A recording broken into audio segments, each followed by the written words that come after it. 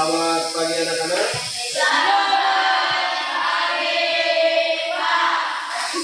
Bagaimana kabar hari ini? Ada yang tidak masuk hari ini?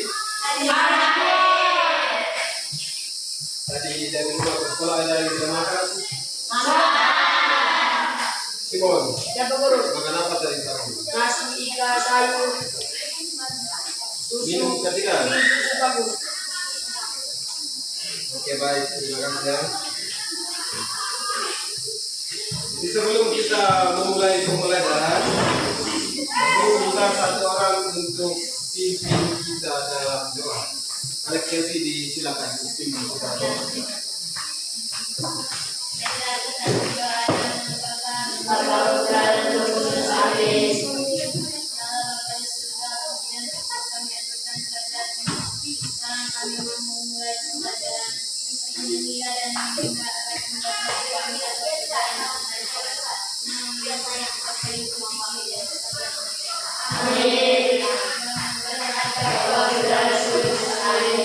Terima kasih. Dan pada hari ini kita akan belajar tentang berpikir komputasional. Pernah dengar tidak kata ini? Pernah dengar. Maka hari ini kita akan belajar tentang berpikir. Kita belajar tentang bagaimana komputer itu berpikir, atau kita dituntut untuk kita berpikir seperti komputer. Cara kerjanya itu mulai dari mana sampai mana. Jadi sebelum kita masuk ke materinya, guru bagikan satu buah lembar kerja ini, kamu lihat dalam kelompok ya.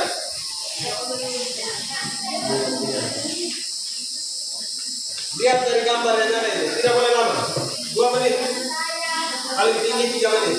Lihat dari gambar yang ada itu, tentukan dia punya rute atau jalan keluarnya itu dari atas. Pertama dari atas itu dia keluar sampai di bawah itu lewat mana? Lewat jalur mana-mana saja itu. Ada yang sudah? Ada yang sudah belum? Belum mulai?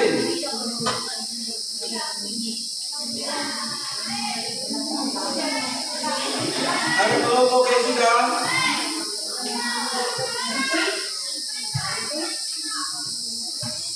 Ada yang sudah bisa keluar dari atas ke bawah? Kasih teman-teman lagi ya? Sudah? Coba satu orang pakai ada satu atau apa yang di belakang bisa tunjukkan dia punya jalurnya di depan.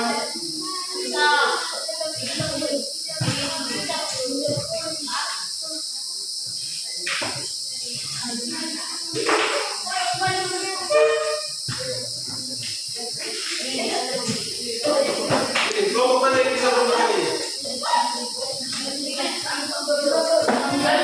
Oh ya, yang sudah di belakang coba. Kasih lagi ya.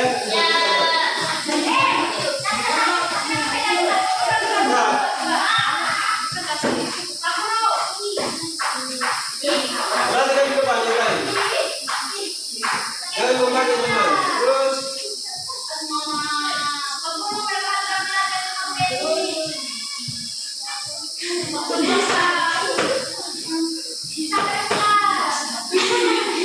Ini bagaimana ini?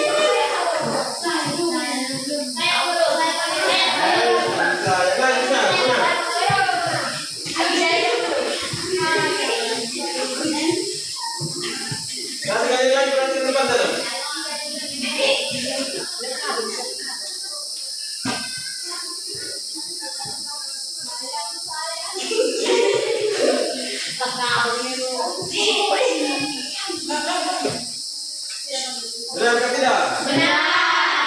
Terima kasih.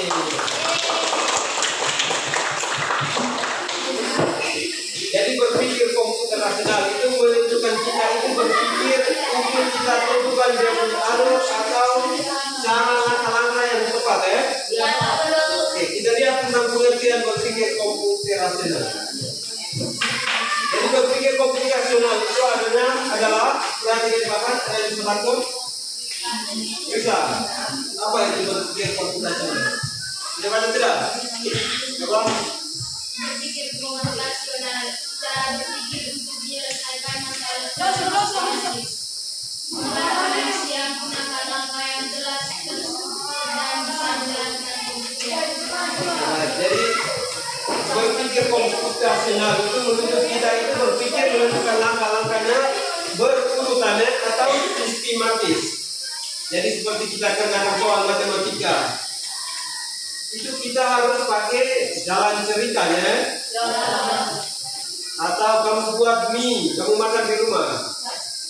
Atau kamu duduk-duduk pergi beli mie dan akan taruh di meja terus mie-nya langsung masak. Kan tidak mungkin toh? Ya.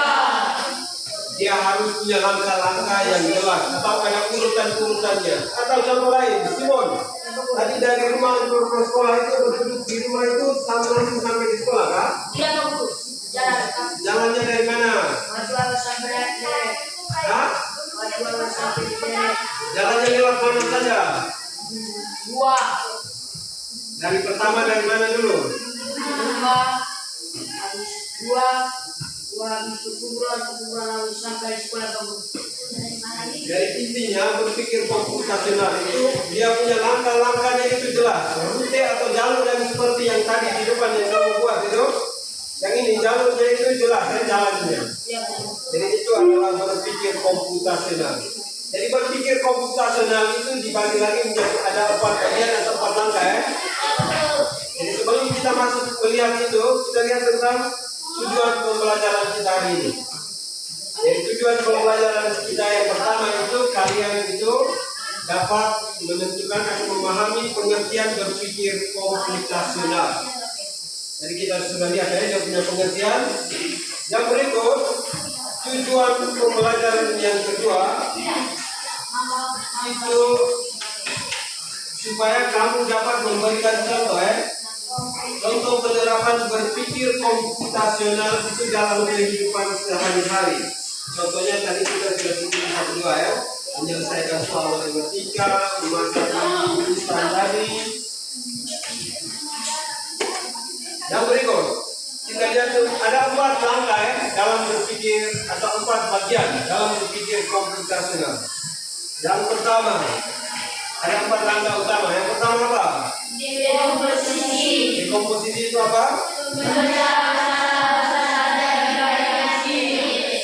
Jadi memecah masalah dari masalah yang paling besar sehingga menjadi yang lebih kecil. Yang kedua apa? Pengenalan pola. Itu apa? Yang berikut itu apa?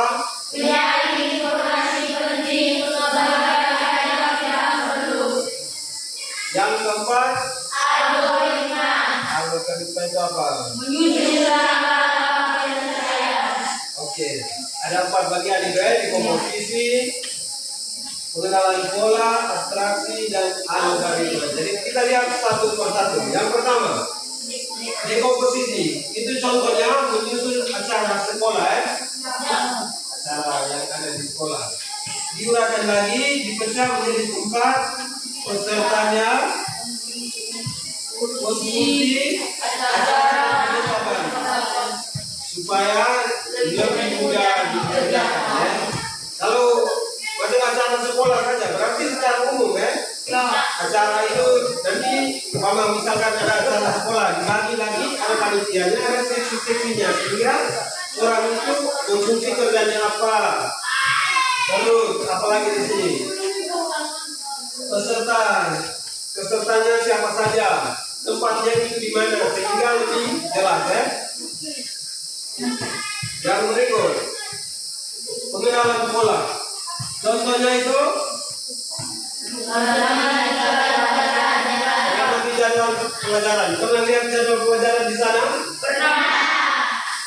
Atau roster yang ada di sana? Hari Senin kamu lihat apa saja?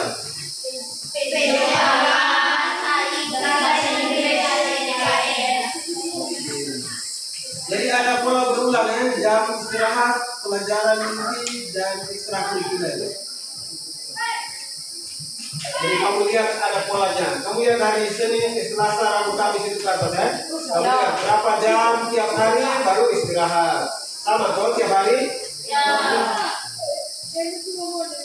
Yang berikut abstraksi. Contohnya itu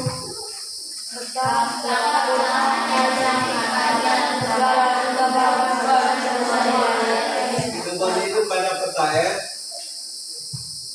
Yang berikut, halo Karisma.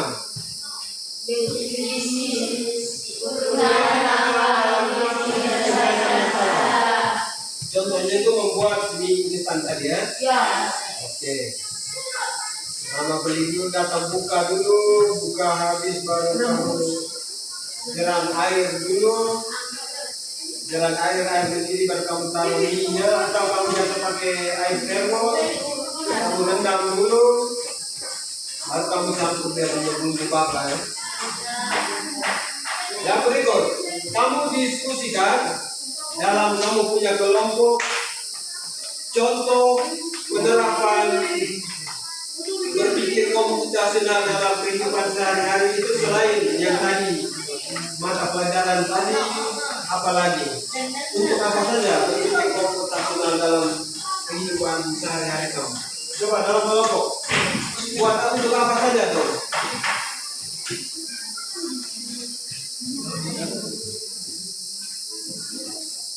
Ada pengalaman ya?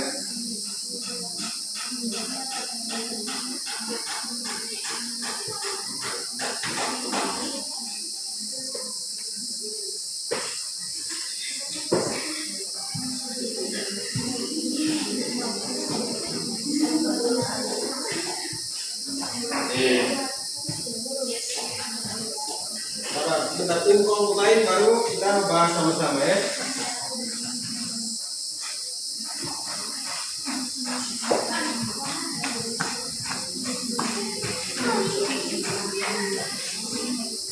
Sudah belum? Belum satu atau kelompok dua lah, dua contoh. Kamu kelompok ini sudah belum? Kamu sudah? Teman-teman yang lain?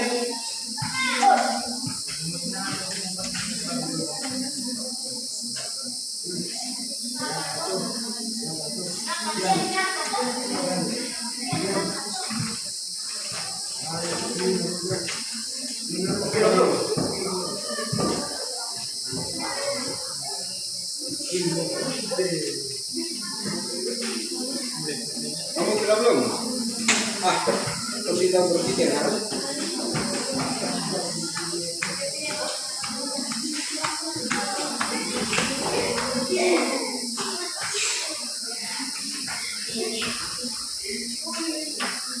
Sudah? Ada yang sudah? Kirain. Jangan terlalu lama ya. Oke baik, sebelum kita dari tiap kelompok menentukan menyampaikan jawabannya, saya minta satu orang untuk pimpin kita supaya lebih semangat sedikit ya untuk kita lanjut belajar. Mungkin nanti kita bude bisa pimpin kita supaya pasal kamu punya semangat sedikit. Bude, mari teman.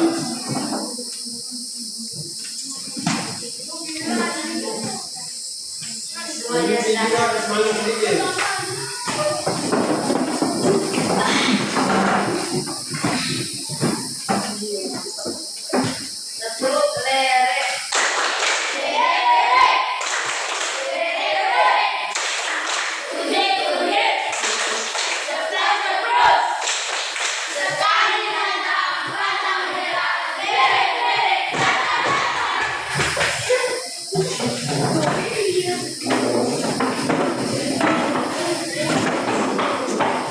Terima kasih ya Simon. Bisa tidak tadi? Bisa Pak Guru.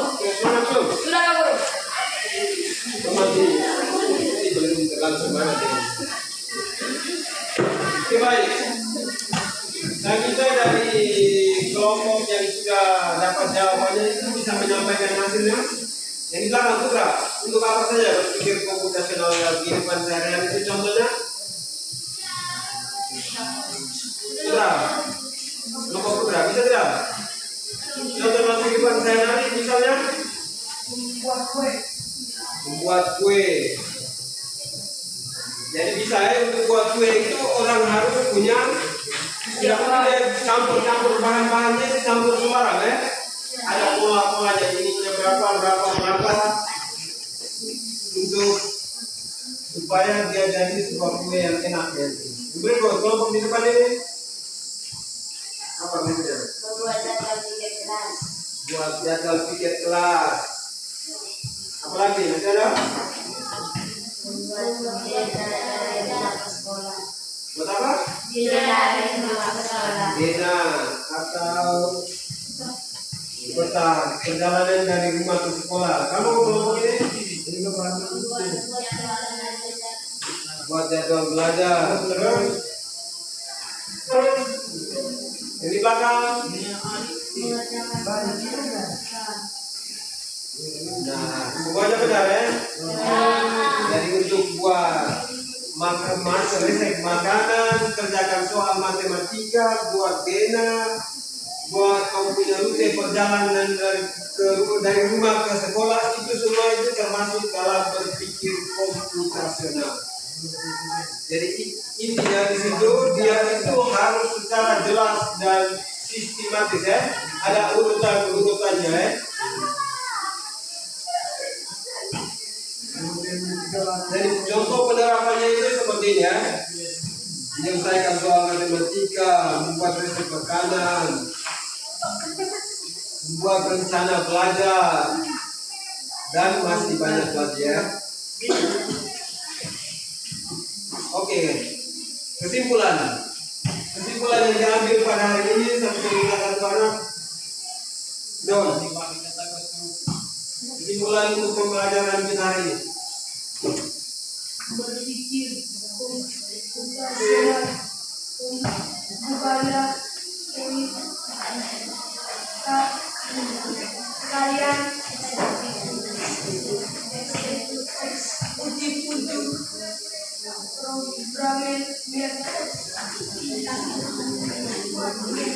tapi merupakan Bisa tidak dari sini Pak?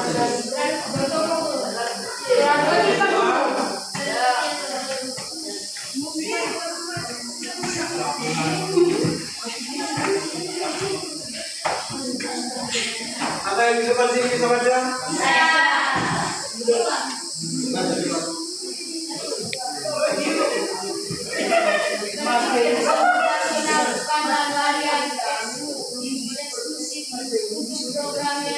tapi merupakan keterampilan hidup universal bagi semua orang yang ingin menyelesaikan masalah dengan cerdas dan efisien.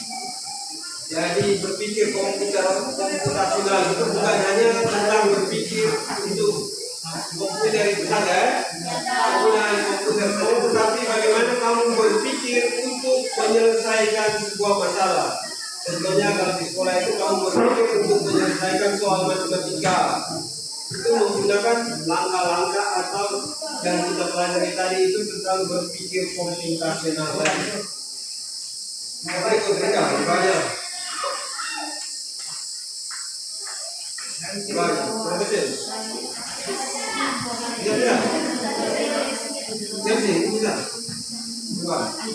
Dengan menguasai 4 pilarnya, kamu telah memiliki modal besar untuk menghadapi kompleksitas sekolah di rumah dan di masa depan. Jadi ingat dia punya 4 pilar atau 4 langkah tadi ya. Dekomposisi, pengenalan pola, abstraksi, dan algoritma. Jadi pertemuan kita pada kesempatan ini hanya itu saja. Terima kasih banyak dan sampai jumpa di pertemuan kali berikutnya. Jadi sebelum kita akhiri pembelajaran kita hari ini, saya minta Aziz Sarto untuk pimpin doa.